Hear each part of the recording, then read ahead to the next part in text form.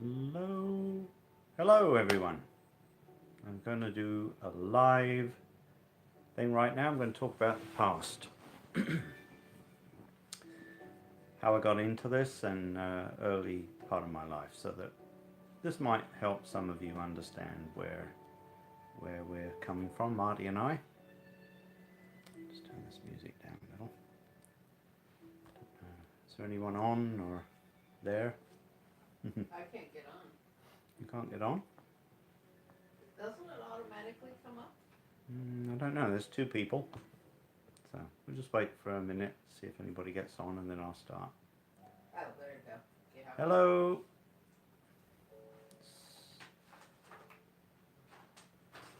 Hello, guys.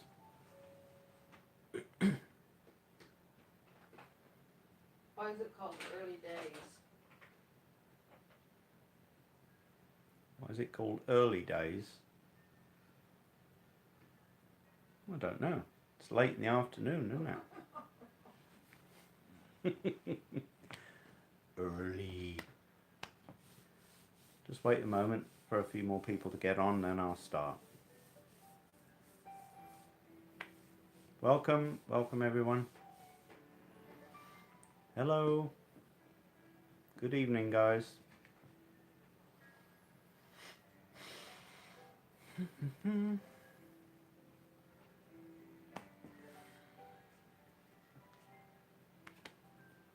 I've got 6 people in. I need a few people to chat to, so I'm going to talk about. Oh, not the camera.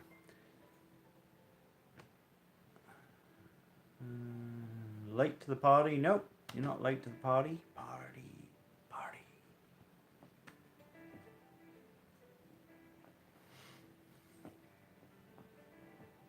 Oh, we got 7. That's good. I didn't post on my thing, that's why. Oh, well. I mean, yeah. It's 11,500 people. Hi there.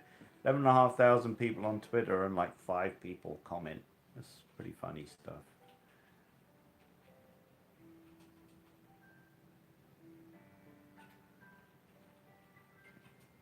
Just bear with me a few minutes, guys, and then we'll really begin.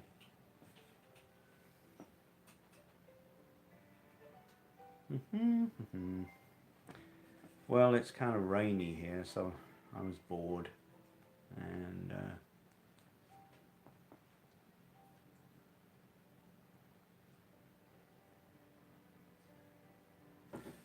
I think I'll just start. People can come on when they come on. I'll post it afterwards anyway. Alright, so here's the deal. I'll just quickly go over sort of my early life, and maybe this will help some of you understand about sensitivity and all that kind of stuff.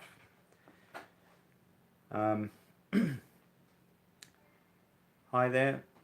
I'm not going to be saying hello to you all and when people come on, because I'll lose my train of thought. So basically, when I was young, I was born in London. I was born in a town called Fulham in London. And when I was very little, not a year old, I think maybe 5 or 6 months old, my mother and father moved to Wales. My parents lived there until I was 8. So we grew up I had 2 brothers that came along after me, and they were born in Wales. And we lived in a little village called Llantrisant. And it was so quiet, and it really was basically one road through this little street, a little tiny village, and you could literally go through it in a minute. And when I was growing up there, like I said, until I was 8 years old, I could stand on the street for an hour, sometimes 2 hours, before a vehicle would come by, especially on a Sunday or the weekend. Hardly any cars would come through. And the house was an adjoined stone house, so two houses together, old stone house, and it went down like a little hill, and at the bottom was a railway line, a railway track on an embankment, and over that was just fields as far as you could see up to the big hill that was off in the horizon. And so it was just cows and fields and just farmland, and a great place for me to grow up as a sensitive kid. I had a lot of very vivid dreams that I remember even today that I had when I was a child. I remember them like they happened yesterday. Just very unusual, magical, if you could put it that way. I mean, just a magic place to grow up. I felt very connected to nature. Very imaginative I was. I mean, I'm sure kids do it today. Look out, and I know it was a tree today, but I used to think this tree was a horse because it looked just like a horse way off in the distance. And things like that, and a cloud went over one day. It was like a big castle in the sky. It literally looked like a castle. Things like that. So in my mind, life was sort of magical and dreamy.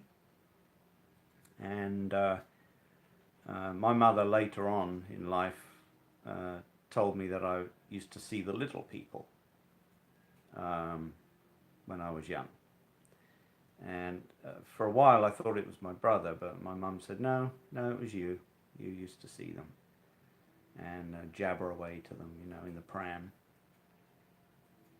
Anyway, so I went to school with nuns.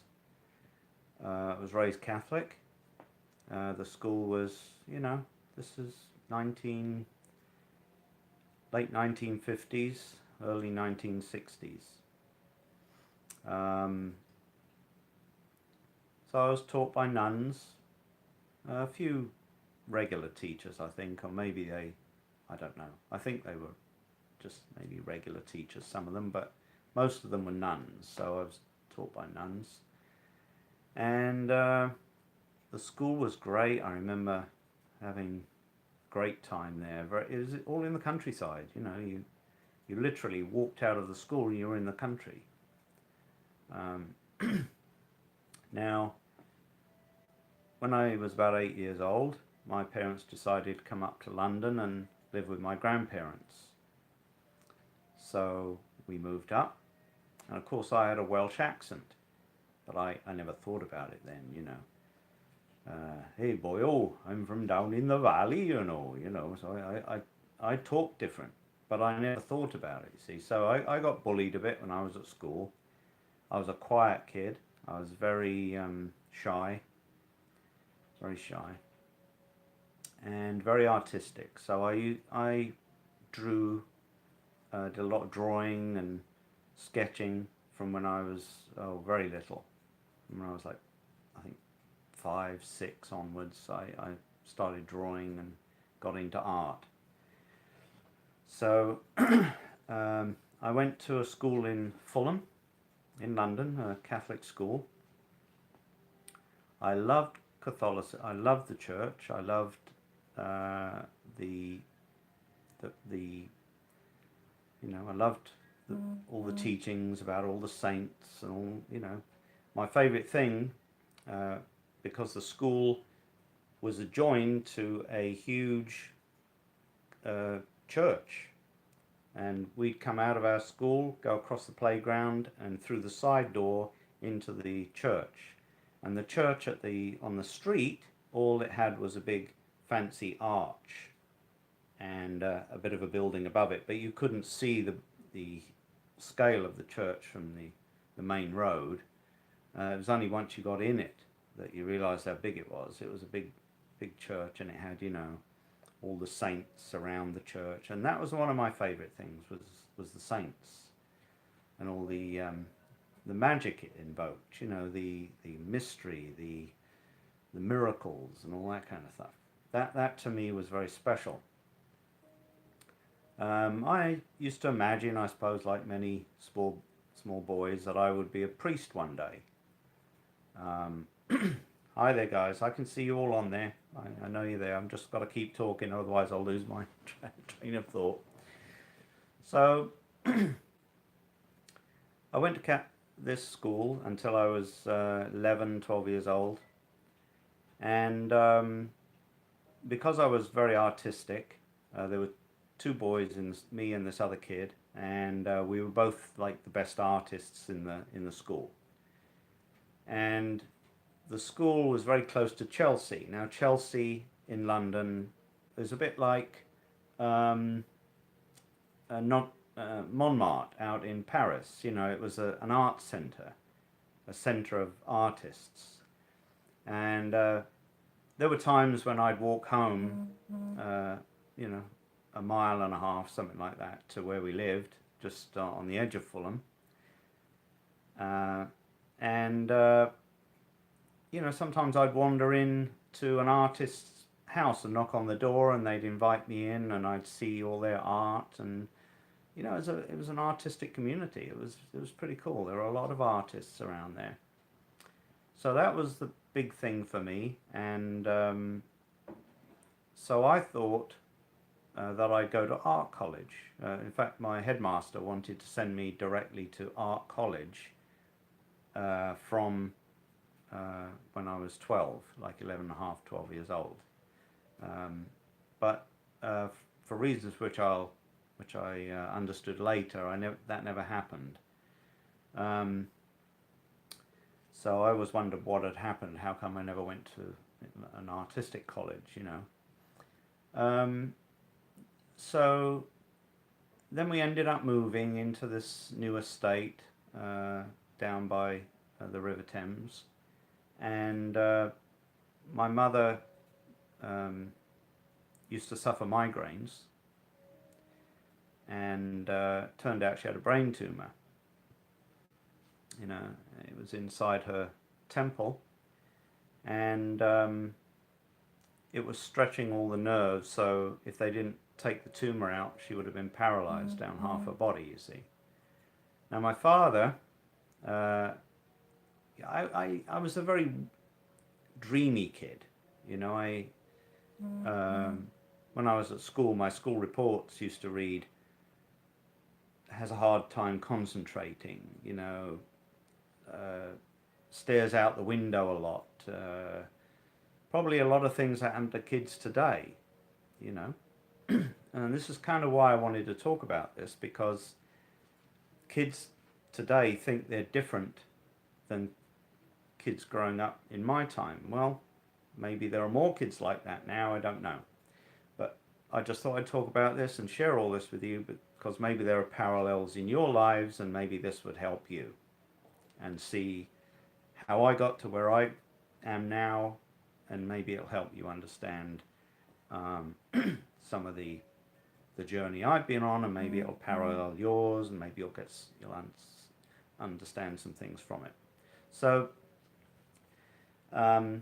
my father was, you know, he's a great dad.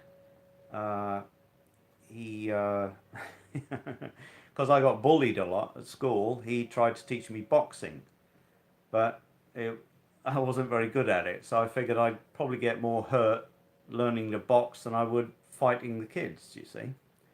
So, because I was always getting into scraps with kids because they just wanted to pick on me for some reason. I didn't realize, I guess, I had an accent, I was a bit different, I was quiet, all that kind of stuff. So, anyway.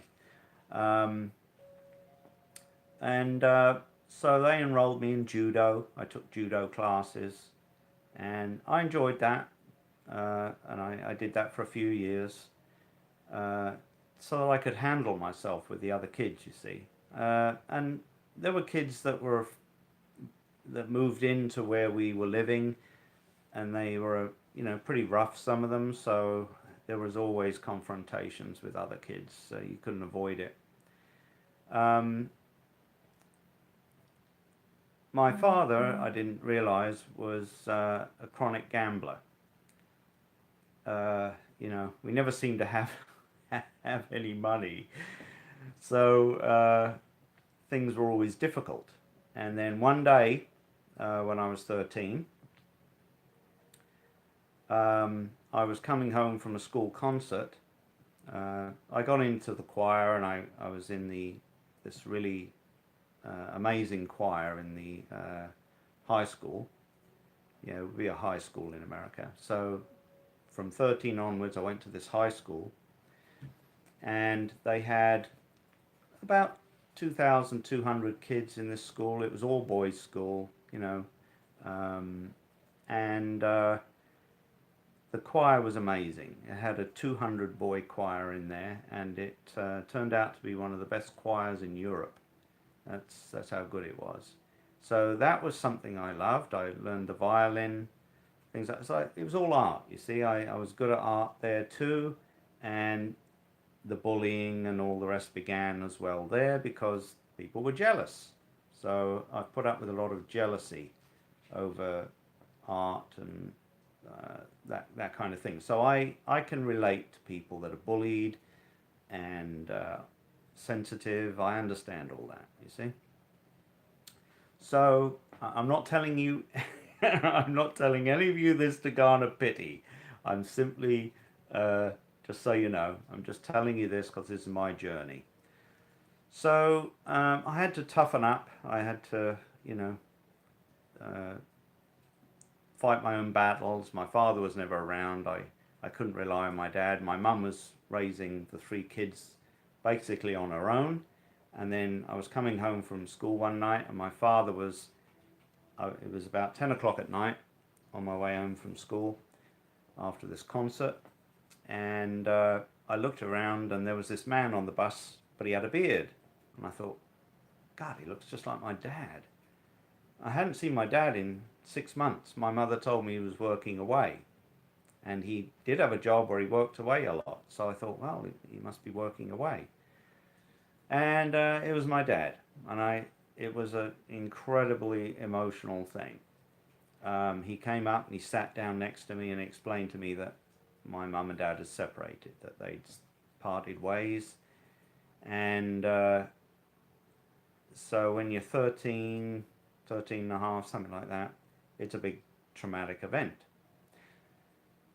I think I was a little bit angry with my mother for a while. I didn't, because she didn't tell me what was going on, but she was trying to protect me. And I said, you can't protect me from this. Why did you think you could protect me from this? So, so then things were a bit, my mother was working hard. She had the brain tumor thing she was dealing with. And then there was this, I started to really think about things, I was at that age where I was trying to figure things out. Why this? Why that?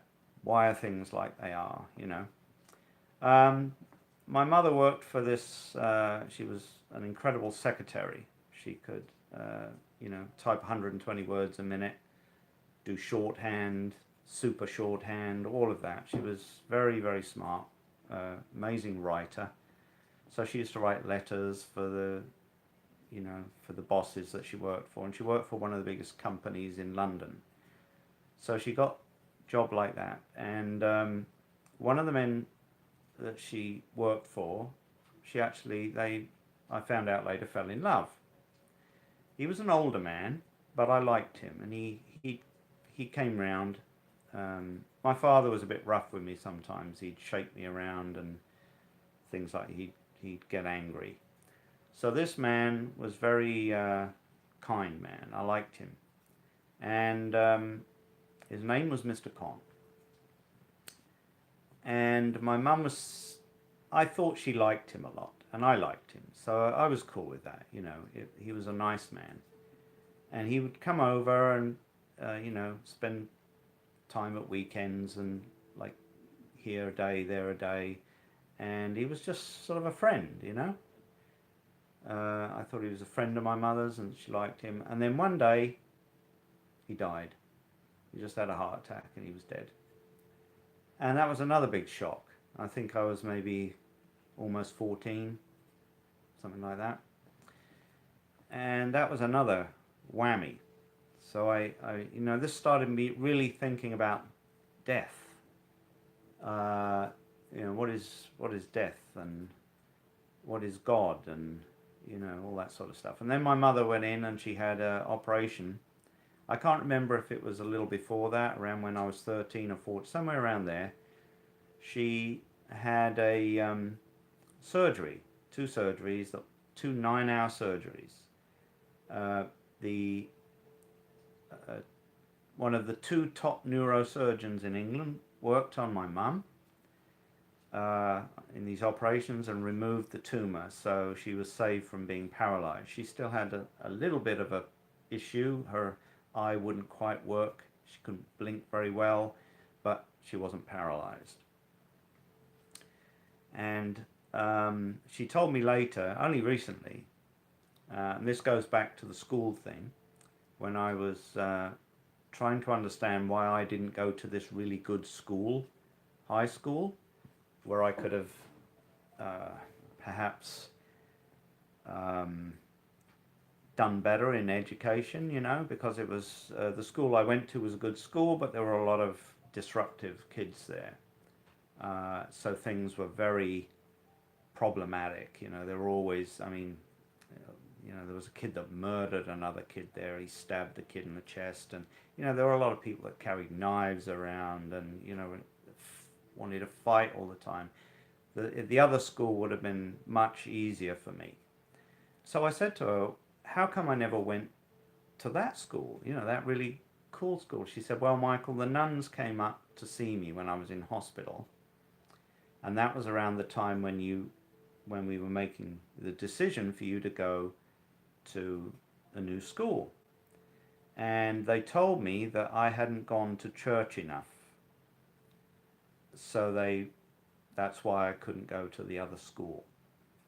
Now that was a real surprise to me. I never knew this. I only really found that out last year or a couple of years ago.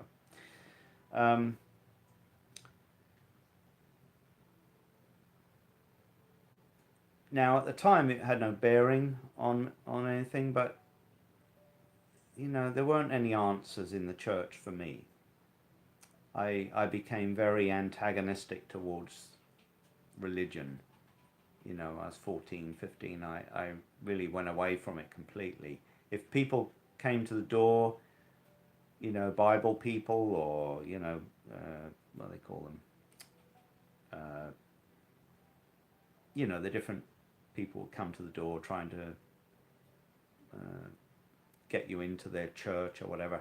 I'd be quite belligerent with them, or mess with them, because I just had gone away from thinking about that.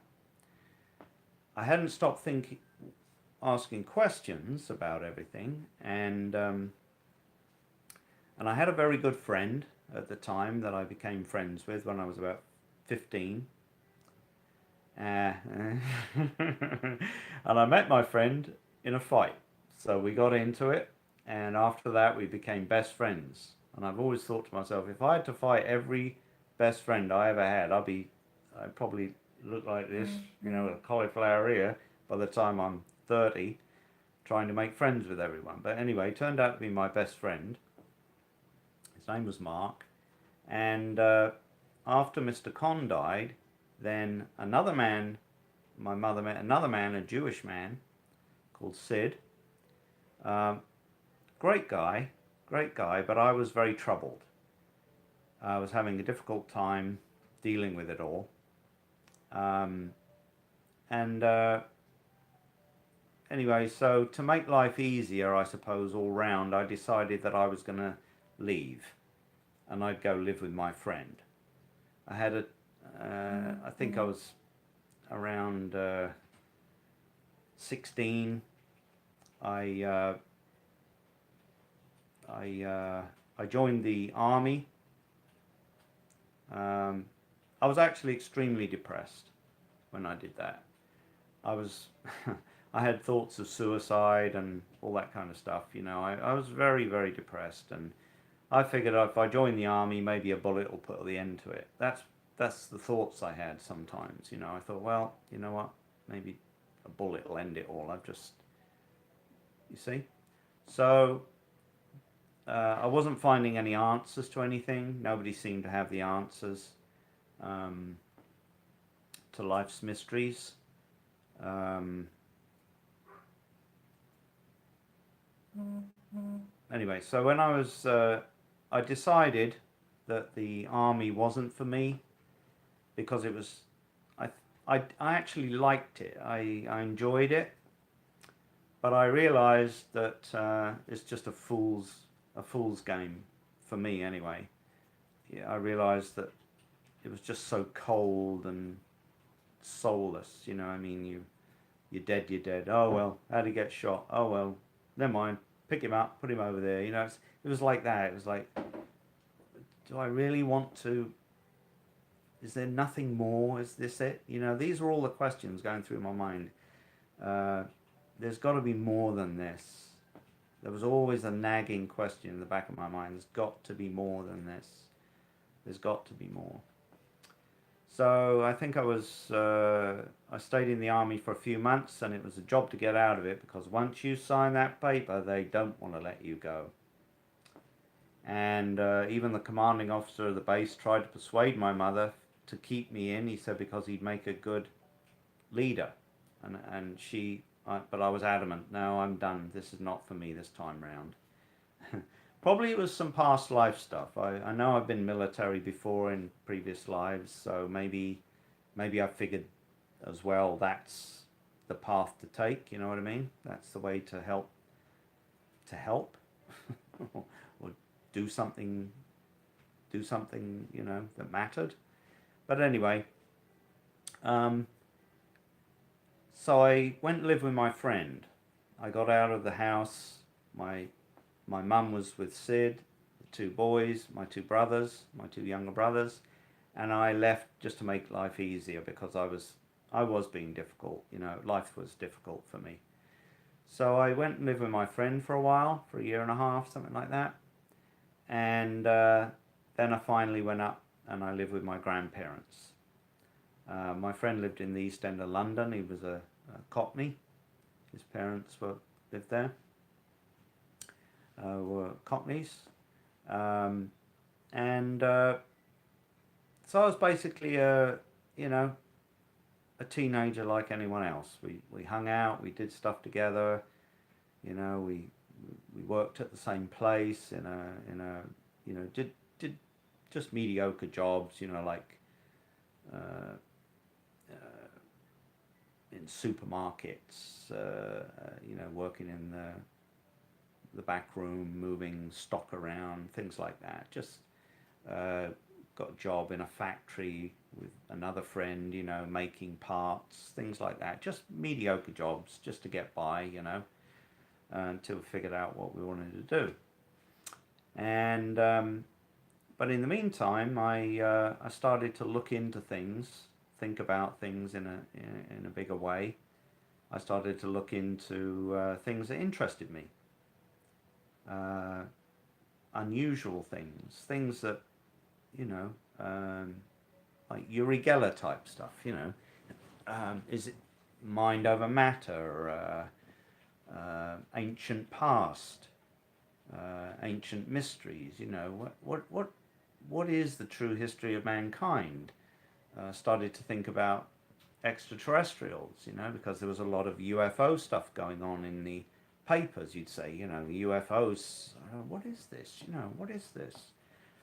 And I started to think about all these different things, trying to find the answers, trying to find out what are the answers? What is this all about? Right? Just trying to figure it all out. And so I didn't want to be a burden on my friend and his family. They were great. I loved them, and I I slept on an airbed, a little, you know, like one of those mattresses you put in a swimming pool. So I had one of those. That's what I slept on, and his little brother used to stick pins in it at night, and so by the morning I'd be sleeping on the planks oh God, wake up, and it's like it was flat as a pancake, so I was sleeping on the floor. And right little bugger he was. So um, after that, I went to live with my grandparents. I just couldn't bring myself to live with my mum. I think my mum was mad at me at the time, and so I went and lived with my grandparents, who I loved, her mum and dad. I loved them. They had a little spare room upstairs, so I went and lived with them. I got myself a job in a fairly decent job in a diamond tooling factory, and worked my way up over the next 3 years inside that factory, making and got to the point where I was cutting diamonds, and I could operate all the machines in there, lathes, milling machines, all that kind of stuff, furnace, everything. I mean, I don't think I'm an idiot. I'm fairly smart, and I was really good at making things at school, so I did pretty good there. I was able to do a lot of things in the factory, and that gave me time to think. I got into bodybuilding. I was going to the gym 4 times a week, doing weightlifting and bodybuilding, and I had done some of that with my friend who lived in the East End, and so during the next, from like 16 to 18, for those few years, I really got looking into things. My friend used to call me a loony. His name was Mark, because I'll give an instance how weird it was. One time we went out down the south of England, down to toward the south coast, and there was him, another friend, and me in the car, and he just pulled up at a horse riding place. I said, what we doing here? He said, well, we're going to go horse riding. I just laughed. I said, horse riding? I've never been on a horse in my life.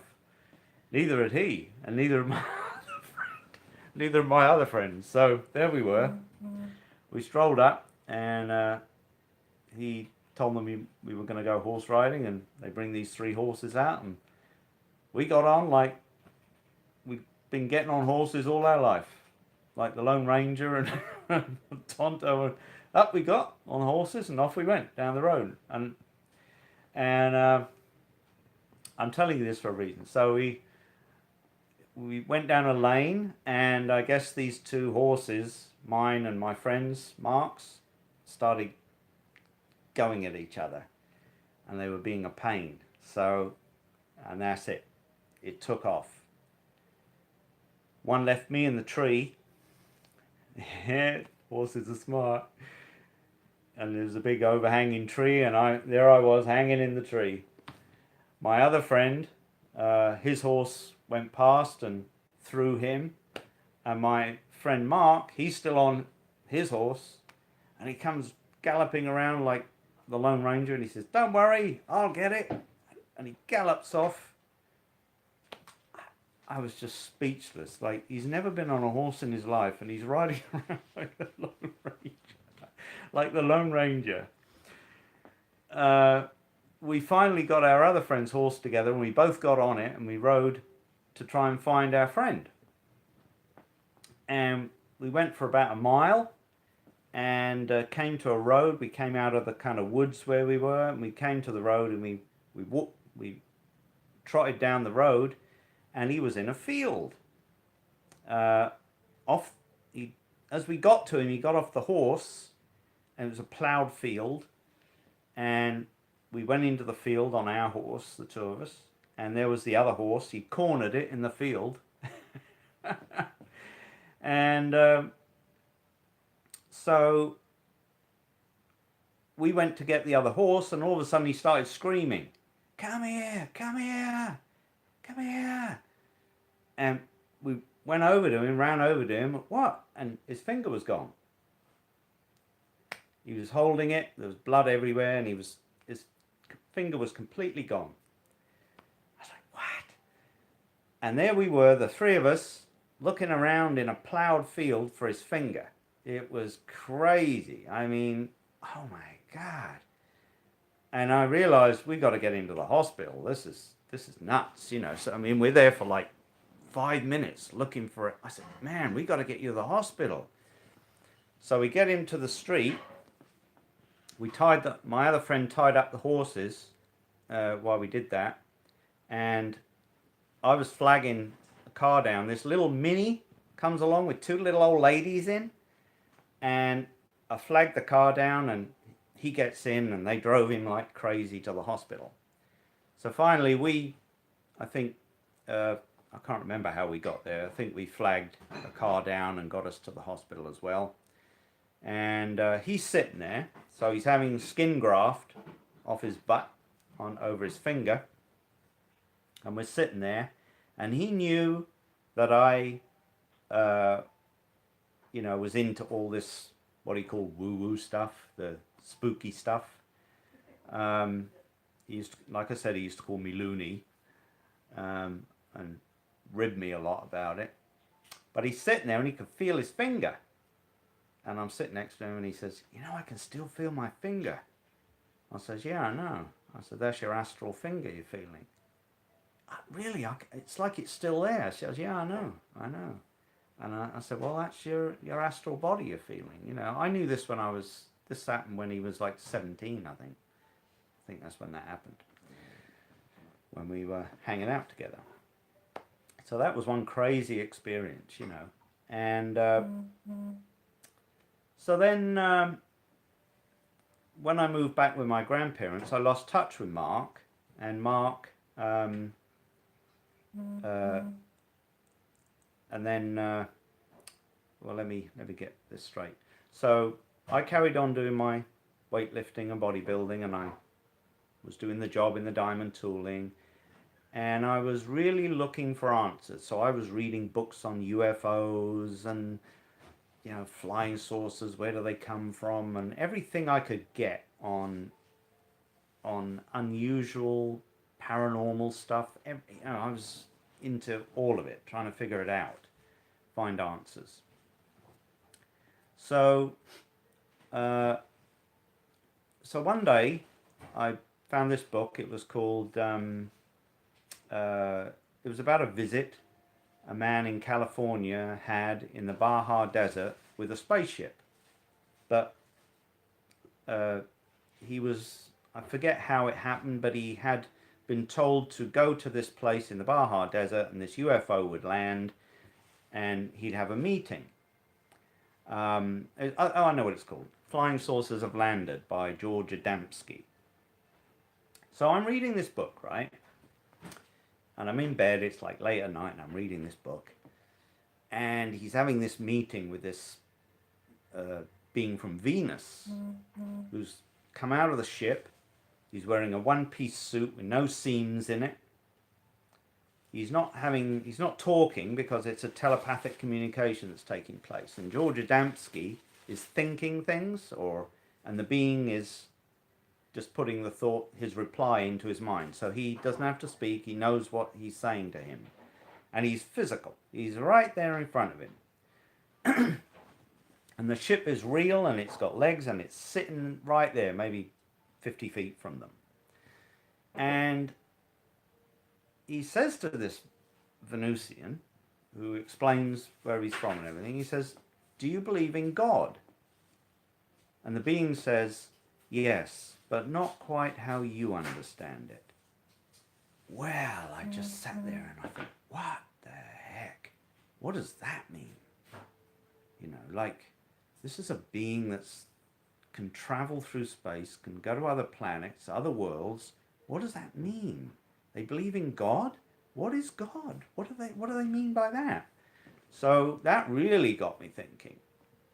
And so there I was, going to the gym 4 nights a week on my bicycle, biking down to the couple of miles to the gym down by the river. And I was on my way back one night, and at about 10 o'clock at night, and I was cycling along, and I saw this neon UFO lit up in a shop front, and all the lights were on. and there were people in there. You know, the place wasn't closed. It was 10 o'clock at night. It was open. And this is literally quarter of a mile from my grandma's place. I've been going past this place for like 2 years. And I just suddenly saw this and I went, what the heck is this? So I parked my bike. I had, you know, military surplus stuff on. I you know, I must have looked pretty rough. I went in and I said, you know, what's this then? And turned out this was my, well, so I went in and I said, you know, and there were books and things like that, and somebody typing away on a typewriter. And this very tall lady, about 6 feet tall, came over and she started talking to me. And she says, hello. And I said, hi. I said, what's all this then? I saw the UFO thing and all this. And what is this place? And she started to tell me what it was all about. And she told me that, I said, well, where do these beings come from then? Where do you think they come from? And she said, oh, she was very posh. She was like an aristocrat. You know, she's very smart, very, very posh spoken. She said, well, they come from Mars and Venus. And I just thought, well, there's no life on Mars and Venus. I mean, but then she explained that they come from higher realms, you know, higher frequencies. And that sort of rang a bell. So I thought, what have I got to lose? I read a book. I bought a book. I took it home and I thought, well, if it's a load of nonsense, I'll soon figure this out, you know. So I read it. And the man who founded the place, whose books it were, you know, he was talking about astral projection and going to the moon in a projected state and visiting the other planets in a projected state, and that the beings that are in these craft can materialize themselves from a higher vibrational state. Now that really got me thinking. I thought, well, you know, it seemed logical to me. It made a lot of sense. I thought, well, why not? You know, all the stuff I'd read about them disappearing and reappearing, and all the things, all the questions I had for years began to be answered, one after the other. And so I got more and more interested in this, and I'd go in there every other night, asking them questions, reading a bit more, getting another book, reading that, and it just fascinated me. I thought, well, this is answering every question I ever had. All the questions I had are being answered. So one night, one of the fellas that worked there was not a lot of people there, maybe 20, 30 people worked there. It was a small organization, and they worked there full-time and some part-time. And one of them comes out and he says to me, well, he said, do you just want to keep talking or do you want to do something? I just looked at him and I said, no, I want to do something. I don't want to just talk about things. All right then, well, you know, do you want to come here tomorrow night and something, you know, and work for a few hours? I said, sure, absolutely. So I gradually became involved in this man's organization. His name was Dr. King, Dr. George King. Now, he was living in LA at the time. He had an organization, you know, out there, and the one in London. And so I didn't meet him immediately. You know, I just, well, like I say, I just didn't meet him immediately. But it didn't matter. I attended lectures. Some of his students had been there for years and years, and they gave lectures on different things, and all this kind of stuff. And I think what I'll do is I'll cover that whole section more in the next one. I'll do another one because otherwise it'll go on too long. So that was the beginning. That was the beginning of where I kind of met a man that basically changed my life from that moment on. Now, right around the time that I'd been there, maybe a year and a half, my friend Mark died. He was killed in an accident. And by now I had studied, you know, stuff about mediums and that sort of stuff. And that was another big shock to me. You know, my best friend being killed. He was hit by a train. He just, yeah. This will make sense to some of you too, because this is something that often happens when spirit people have come through to me and they've said, you know, I was just getting my life together and everything was just going great, and bam, I got taken out, you know, and I end up over here. Just, I had all these problems and everything, and suddenly, bam, you know. Yeah, and the weird thing was, because he was a strange guy. He was tuned in his own way, my friend. And so, like the day before he died, he was watching a sad movie with his mom and dad, and they were watching this weepy movie. And he suddenly got up and he said, you know what? He said, if I died tomorrow, he said, I don't want you behaving like that, he said. You know, I don't want you bawling and crying. He said, I want you to go down the pub and have a good piss up. Have some drinks and fun, and I don't want you to do that. And the next day, he was dead. He was killed. He was an interesting guy. So,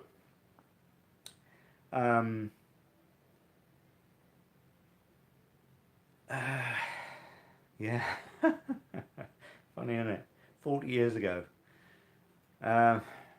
So, in the meantime, what happened was one of the pupils, the main pupils of my teacher, was actually a very good medium.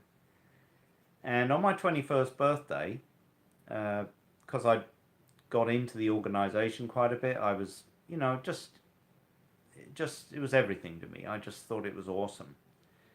And I'll tell you more about the things that happened and my experiences because of it in the next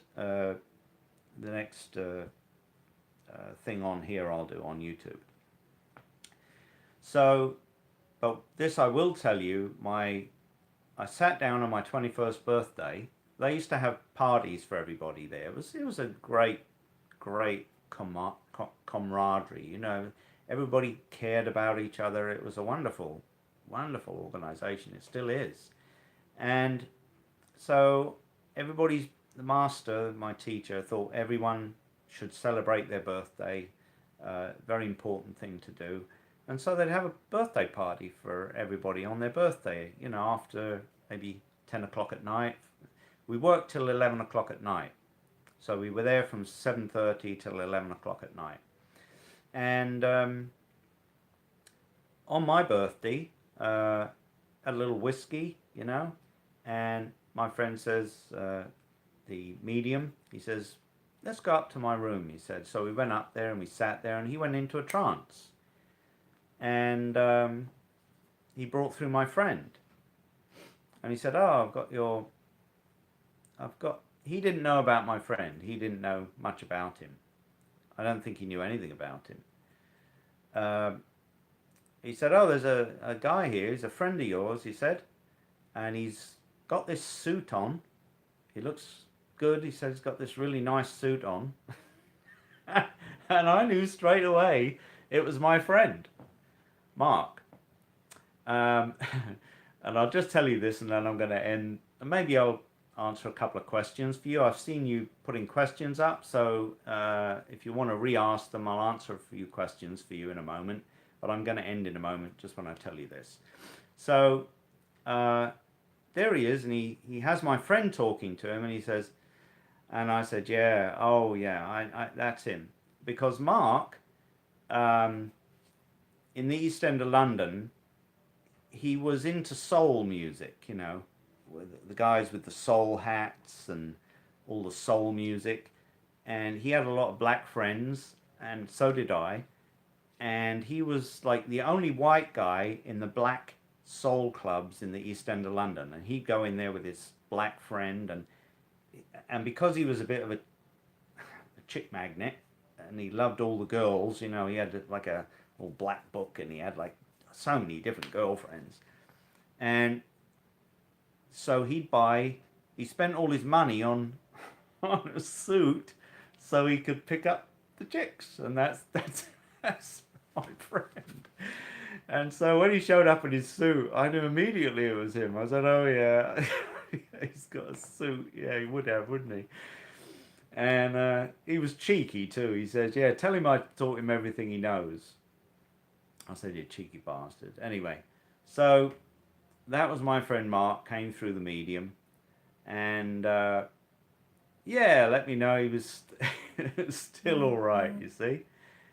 And the funeral, which had happened earlier, you know, I went to his funeral, and I knew he was there, but I didn't have the skills. I couldn't hear as well as I can now, so I couldn't convince them he was there, and it was very depressing. And I vowed I wouldn't go to another funeral again. I thought I'm never going to go to another funeral again. It's too miserable, you know, all these people crying and everything. It's like, you know. Yeah, he was a cheeky bugger. You know the person that always like decides on the spur of the moment they're going to do something, and you think, oh, here we go. You know, that friend. You know, the friend that's always full of great ideas. That was my friend Mark. So yeah, I loved him, and he's come in. I'm sure most of you can relate to that friend, right? Not crazy, but just, oh my God, we're gonna do what? You know? Yeah, spontaneous. Just somebody that thinks, oh, why can't we do that? Or why can't we do this? Like, oh my gosh, okay, yeah. So that was my friend, and so on that note, I'll stop talking about this, what happened up to then, and I'll share with you more about my experiences with my teacher. I call him my teacher because he's a mentor teacher. I knew him. I studied with him. So I'll talk about more of that in the next kind of part 2 of this. I need to put my glasses on. Marty, could you pass me my glasses, darling, because I can't read what people are saying on here. Thank you. Thanks, sweetheart. And then, there we go. All right. Well, I hope you enjoyed this, me sharing this with you. Any questions? I saw some questions up there, but I couldn't pay attention to them because I would have lost my train of thought.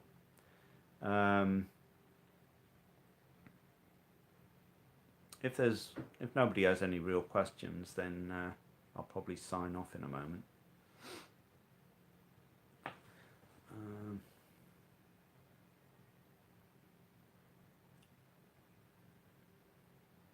My friend, I haven't felt him in a while.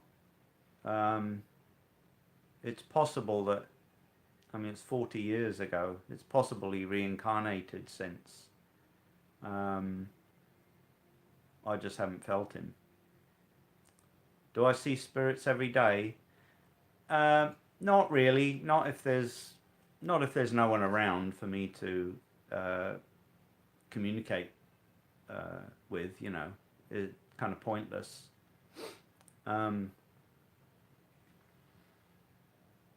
If there's someone around that needs to get a No, I've never got back on a horse yet. uh, yeah. Horses are scary. You know, they're big things, you know. I think it might take me a while.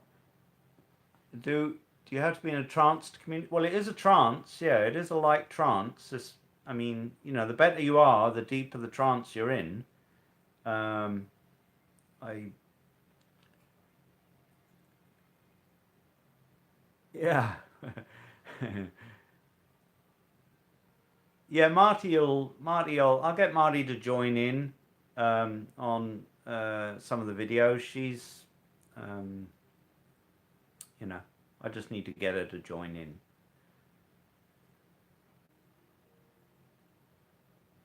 How do you begin to see spirit? Well, that's what I'll get into in the next part. You see, because that's where I started to learn how to do all this. You see, um, I basically only told you how I got to that point and the kind of background of where it led up to it. You see.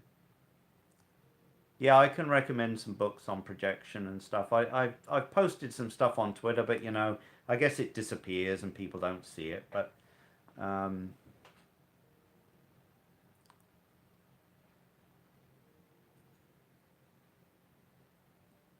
did did Marty do the drawings in the background? The paintings. Oh, these, yes. Oh, I see what you mean. These, yeah, yeah. Look, I'll tip it up so you can see them. Yeah, those are Marty's paintings. They're watercolors. Yeah, I'll spin it around so you can see some more of them. Don't show the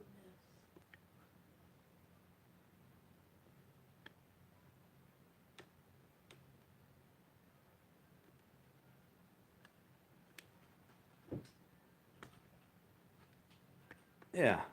So those are some of Marty's paintings. She's painted quite a lot of pictures. um, ooh, some of the things are moving too quick. Yeah, she's a really good artist. You know, some of the people they want to do what Marty does, but they suck at drawing. I mean, you have to be a good artist, you know, to capture a good likeness of the spirit person. You know what I mean?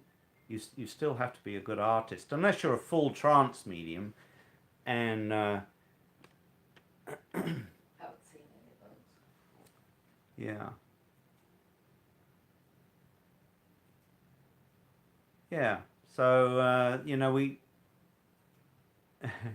stick figures. Yeah, a lot of them do look like stick figures. Some of the ones people draw. Yeah, the events we really do for the skeptics and people that don't have very much money. That's why we do the group events.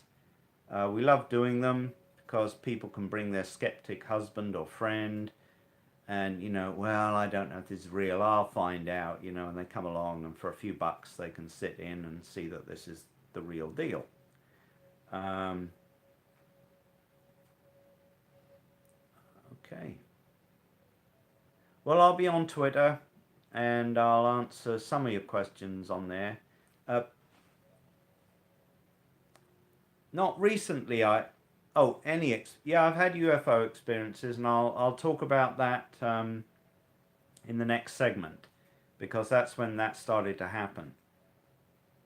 Do spirits ever make you go seek out someone not in an audience? Uh, Not sure what you mean. No. Do you run into more skeptics and believers? Uh, I suppose a fair percentage of people are skeptical. You know, um, a lot of the reason we do what we do is to convince the skeptics. The believers, believers believe. Uh, In fact, believers can be a bit of a pain sometimes because They'll believe anything. they'll believe anything. So if I had to choose, I think I like the skeptics a bit more because, you know, they still think. Whereas believers, they oh yeah, I know my dad's there, and you have to duct tape their mouth up because they want to tell you everything. You know, oh my dad's there. You know, I like, well, okay, well why don't you just why don't you just talk and I'll just sit there and pretend he's here then, you know? Right? What's the point? Yeah, oh, I believe. Well, what are you doing here then? Why are you talking so much? Just you gonna let me talk to him, or are you gonna do it all? You know.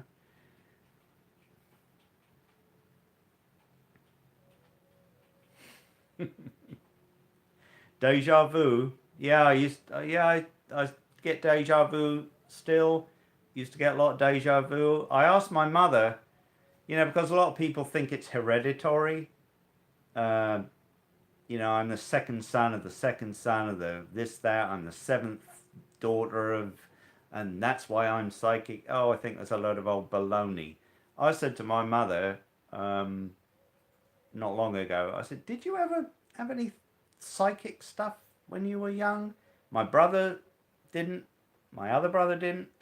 And she said, "No, but I used to have like deja vu a lot for a while." I said, "Did you?" Oh, that's interesting. Well, guys, I'm going to wrap it up now. I think an hour is long enough. I think I managed to talk quick and get a lot out, and I hope um, maybe it helps you understand how I got to, through my experience, to start questioning things and looking into things. Love you guys. Peace out.